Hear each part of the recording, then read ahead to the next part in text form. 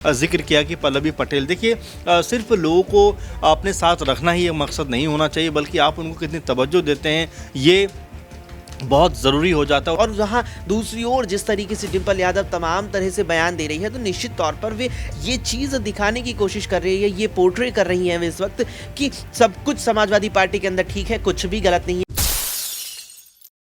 नमस्कार, मैं नाज़मीन खान और आप देख रहे हैं SPN 9 न्यूज़। आप सभी का बहुत बहुत स्वागत है मेरे खास प्रोग्राम बात सच की में। लोकसभा चुनाव से पहले क्या अपना दल कमेरावादी प्रमुख पल्लवी पटेल अपनी नाराजगी को भूल गई हैं? क्या पल्लवी पटेल अब समाजवादी पार्टी की विचारधारा को आगे बढ़ाएंगी? क्या पल्लवी पटेल अब यहाँ पर न सिर्फ समाजवादी पार्टी का साथ बल्कि कांग्रेस पार्टी का भी साथ देती हुई नजर आएंगी? क्योंकि बीते दिन पल्लवी पटेल राहुल गांधी की यात्रा में शामिल हुई थी। राहुल गांधी के साथ बैठी हुई पल्लवी पटेल नजर आई थी और जब मीडिया कर्मियों के सामने सवाल पूछे जाते हैं तो राहुल गांधी की तारीफों के पुल बांधती हुई नजर आती हैं। वहीं जब ये कहा जाता है कि आप तो अखिलेश यादव के खिलाफ उतर रही थी, तो यहाँ पर पल्लवी पटेल का ये भी कहना होता है कि अब सारी बातें हो चुकी हैं, कोई भी नाराजगी नहीं है। इसी बीच में डिम्पल यादव का भी बयान सामने आता है, जो पल्लवी पटेल को लेकर ये कहती हुई नजर आती हैं कि हम तो उनका सम्मान करते हैं और समाजवादी पार्टी उनके बेहतर के लिए काम कर रही है। तो क्या ऐसे में मान लिया जाए कि अब समाजवादी पार्टी टूटेगी नहीं? क्या ऐसे में मान लिया जाए कि लोकसभा चुनाव से पहले पल्लवी पटेल ने जो अपने सुर बदले हैं वो कहीं ना कहीं अखिलेश यादव को फायदा पहुंचाने के लिए बदले हैं, या कोई रणनीति यहां पर पल्लवी पटेल बनाती हुई नजर आ रही है? क्योंकि राज्यसभा प्रत्याशियों को लेकर तो अखिलेश यादव के सामने ये कहती हुई नजर आई थी कि मैं राज्यसभा में वोट नहीं करूंगी इन तमाम प्रत्याशियों को। यहां पर चुनौती अखिलेश यादव को दे रही थी कि आप पीडीए की विचारधारा पर नहीं चलती हैं, लेकिन अब वही पल्लवी पटेल अखिलेश यादव को बड़ा भाई भी कहती हैं और ये भी कहती हुई नजर आती हैं कि गठबंधन उनके फैसले पर तय होगा। अब इसी से जुड़े हुए तमाम सवाल यहां पर बनते हैं। न्यूज रूम में मौजूद है, जानने की कोशिश करेंगे कि आखिरकार समाजवादी पार्टी का अस्तित्व बचाने की कोशिश अब पल्लवी पटेल कर रही है। मेरे साथ अमन सर भी है। अमन सर, आपका बहुत बहुत स्वागत है। अमन सर, यहाँ पर पल्लवी पटेल पहले तो सख्त तेवर दिखाती हुई नजर आ रही थी, अखिलेश यादव के खिलाफ ही उतरने के लिए तैयार थी, लेकिन अब अखिलेश यादव का समर्थन करती हुई नजर आती है। तो क्या ऐसे में मान लिया जाए कि डिम्पल यादव का जो बयान यहाँ पर सामने आया कि हम उनका सम्मान करते हैं, समाजवादी पार्टी उनके बेहतर के लिए सोचेगी, तो इसलिए पल्लवी पटेल ने सोचा कि अभी लोकसभा का चुनाव तो बाकी है, उसमें बड़ी जिम्मेदारियां, सीट दी जाएगी, तो इसलिए यहाँ पर उन्होंने अपनी चुप्पी साध ली है? देखिए, बिल्कुल पल्लवी पटेल का ही जिक्र मैं नहीं करना चाहूँगा। मुझे लगता है कि समाजवादी पार्टी अपने जितने भी सहयोगी दल हैं उनको अपने साथ बांध के रखने में हमेशा से असफल रही है। 2017 का ही अगर एग्जांपल दूं तो वहाँ पर कांग्रेस पार्टी और जो है सपा एक साथ मिलकर चुनाव लड़ते हैं और कह सकते हैं कि चुनाव में उनकी करारी हार होती है। इसके बाद जो है सपा और कांग्रेस की राहें अलग हो जाती हैं। आपने 19 में देखा कि उन्होंने बसपा के साथ में मिलकर चुनाव लड़ा, उनके जो है हिस्से में सिर्फ 5 सीट आई, बसपा के हिस्से में 10 सीट आई। कुछ दिनों के बाद ये जो बुआ भतीजे का जो प्यार था ये ख़त्म हो जाता है और दोनों पार्टियां अलग हो जाती हैं। इसके बाद आपने देखा कि 22 में वो ओपी राजभर को भी साथ लेकर आते हैं, जयंत चौधरी को भी साथ लेकर आते हैं, और जैसे ही 22 ख़त्म होता है उसके बाद जो ओपी राजभर पहले अलग हो जाते हैं, उसके बाद जयंत चौधरी हाल ही में उन्होंने सपा के साथ में अपना जो कह सकते हैं रिश्ता था वो ख़त्म कर लिया। अब जिस तरह से हम देख रहे हैं कि स्वामी प्रसाद मौर्य जो पार्टी के महासचिव रहे, तमाम बड़बोले जो बयान थे वो उनके नज़र आते थे, तमाम विवादित जो बयान थे वो नज़र आते थे, बयान वो देते थे और सपा समाजवादी पार्टी कहीं ना कहीं उसमें फंसती हुई नज़र आती थी। वो कहते थे कि भाई ये जो मौर्य का व्यक्तिगत बयान है इससे वो काफ़ी आहत हो गए, नाराज़ हो गए, उन्होंने महासचिव पद से इस्तीफा दे दिया। सुनने को ये भी मिल रहा है कि जो स्वामी प्रसाद मौर्य हैं वो अपनी अलग पार्टी भी बना सकते हैं। तो एक के बाद एक ट्विस्ट इस पूरी की पूरी कहानी में आते हुए दिखाई पड़ रहे हैं। वहीं आपने अब जिक्र किया कि पल्लवी पटेल देखिए सिर्फ लोगों को अपने साथ रखना ही एक मकसद नहीं होना चाहिए, बल्कि आप उनको कितनी तवज्जो देते हैं ये बहुत ज़रूरी हो जाता है। और देखिए, बीजेपी के अंदर यही कला है कि अगर आप देखें कि जब बिहार में सरकार बन रही थी उन्होंने निर्दलीय को भी जो सुमित हैं उनको भी कह सकते हैं मंत्री पद दिया।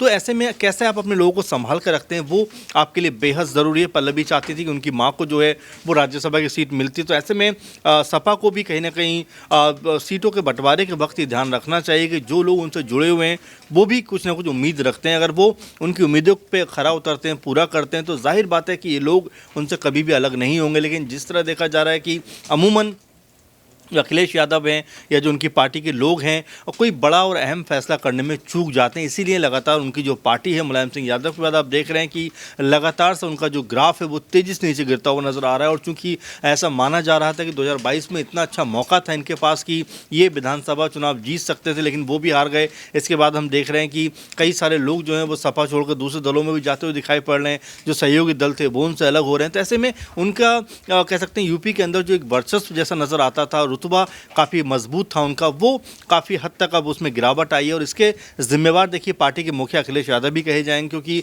वो अगर पार्टी को संभाल रहे हैं तो हर अच्छा बुरा फैसला उनकी रजामंदी से होता है। तो ऐसे में उनको ये ध्यान रखना पड़ेगा कि जो उनके साथ में चल रहे हैं उनको कैसे विशेष तवज्जो दी जाए और वो नाराज़ ना हो, उससे पहले ही उनके लिए कुछ बेहतर किया जाए। सर एक और सवाल यहाँ पर रहेगा, जैसे कि आपने ये कहा कि कृष्णा पटेल जो पल्लवी पटेल की मां है उनको राज्यसभा में भेजने के लिए कहीं ना कहीं पल्लवी पटेल की नाराजगी देखने को मिल रही थी।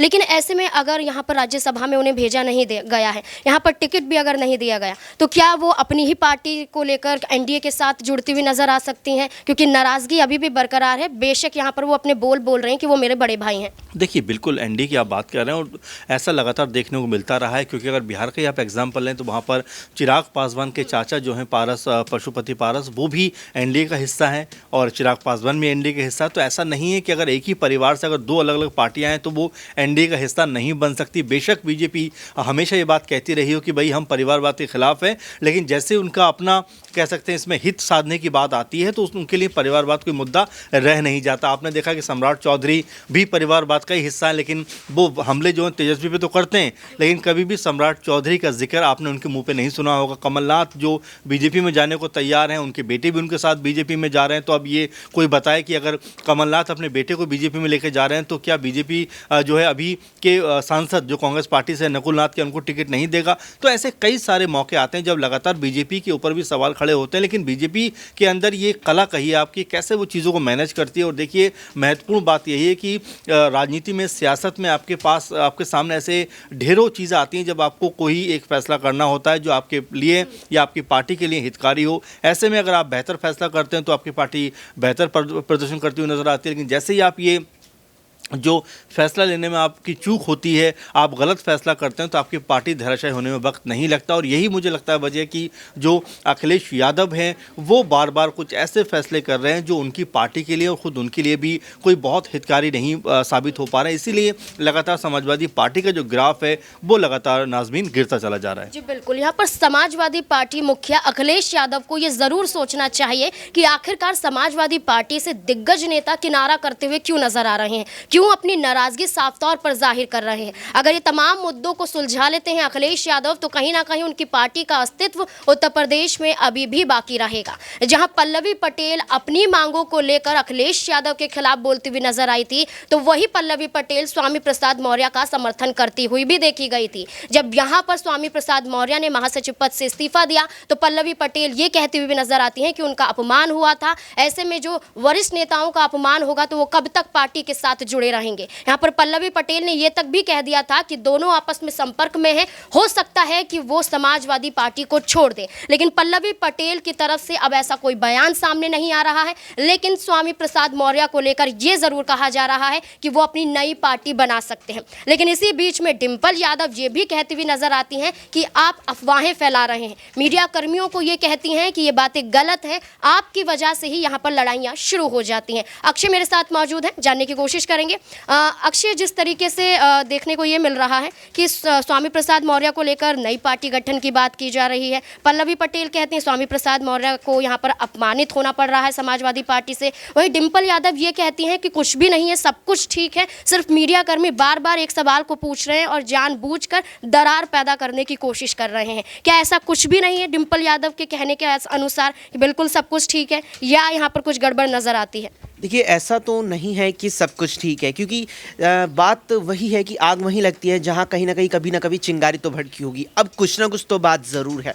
अब ये चीज़ देखिए कि जिस तरीके से पल्लवी पटेल ने साफ तौर पर ये कह दिया था कि वे वोट नहीं देंगे, अब जब यहाँ जिस नेता को लेकर सारा विवाद है, अगर वो ही साफ तौर पर कहता नज़र आ रहा है कि मैं अपनी ही पार्टी या अपनी ही सहयोगी दल या अपने ही नेता या अपने ही दल के जो यहाँ उम्मीदवार हैं उन्हें वोट नहीं दूंगी, तो आप इसका क्या मतलब निकालेंगे? क्या क्या आप इसका आधार निकालेंगे? क्या इसका मतलब ये नहीं निकलेगा कि किसी न किसी बात पर तो नाराजगी है, नाराजगी का कारण कुछ भी हो सकता है, लेकिन बात तो ये निकल कर जरूर आती है कि नाराजगी तो है।